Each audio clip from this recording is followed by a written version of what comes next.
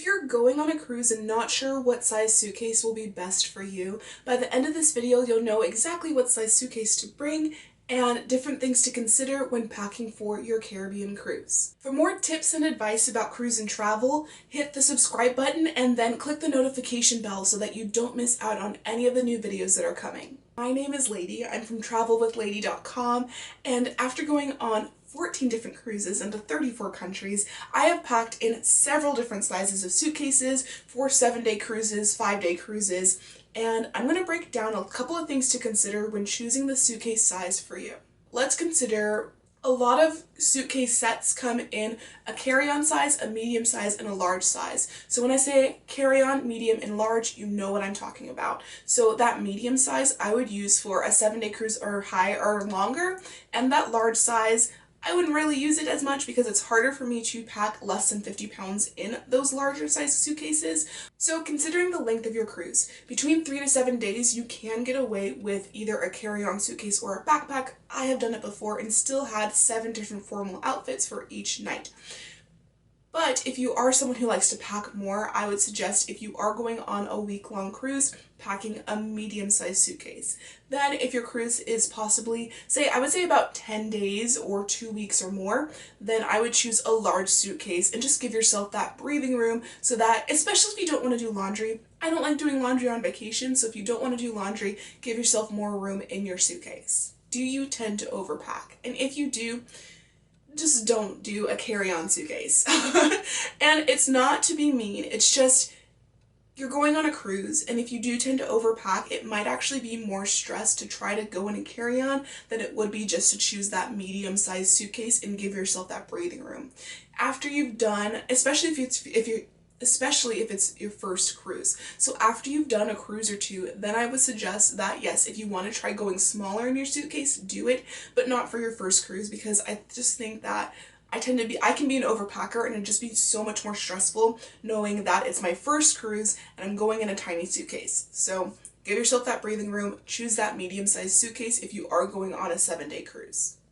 The next thing to consider is how formal is your cruise? Will you need 7 different formal outfits or just 2?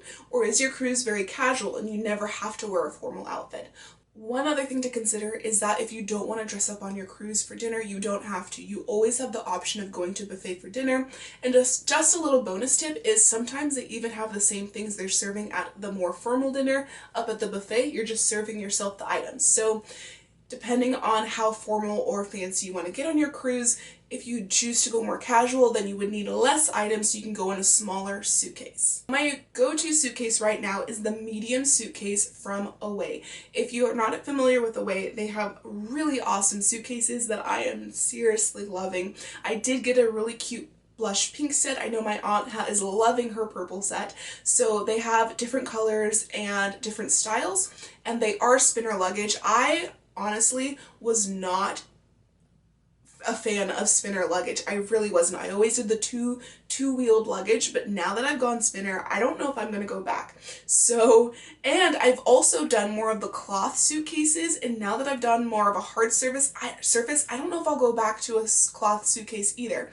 So comment below, do you do soft luggage or hard luggage? I'm super curious to find out. For a 7-day cruise, the medium suitcase has been pretty amazing. As I said before, I have gotten away packing for a 7-day cruise in a carry-on, but if you want to give yourself that space, that medium-sized suitcase will be perfect for holding all the things that you will need. And if you haven't tried spinner luggage before, I would definitely try it out. Mostly because what I can do is if I have that spinner luggage and a little carry-on suitcase, I can put the wheels up, I can put the suitcases back to back, grab the handles at once and push them together so that I keep one hand free. So that's one thing that I like about the spinner wheels, is that I can push them with one hand while keeping one hand free. So if I need my phone or I'm holding a cup of hot chocolate, I can do that as well, and I'm not obstructed by having 2 suitcases in both hands. One question that I've seen asked is, when you get on your cruise ship, is there a place to put your suitcase? And yes, there is. It'll be underneath your bed. So make sure that the things you need on a daily basis, you do unpack from your suitcase so that you don't have to keep going underneath your bed to get them. So a couple of tips that I found on different cruise line websites. So they do suggest that you only have 2 checked bags and that you keep them under 50 pounds. If you are driving to a cruise, you might think, well, nobody's going to be checking the weight of my bag, and that's true, they won't be.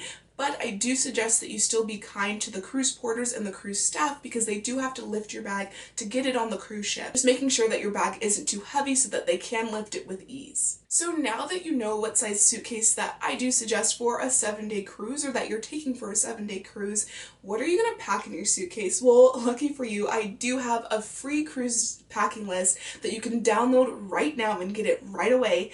And it is free. It gives you a guide on different things you should pack for your cruise.